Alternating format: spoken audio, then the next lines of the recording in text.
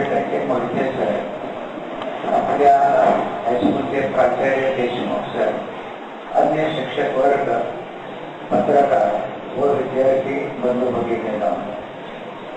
दीपक ताटपटे हे आपल्या शाळेचे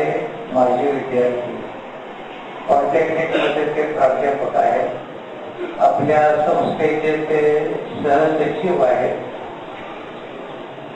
त्यांची सतत विद्यार्थ्यांच्या करता, तरुणांच्या करता मार्गदर्शन करण्याची, त्यांना नवी दिशा दाखवण्याची धडपड चालू असते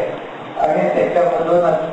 हा आजचा कार्यक्रम हा साकार झालेला आहे. प्राध्यापक मोहिते यांच्याशी मगाशी बोलत असताना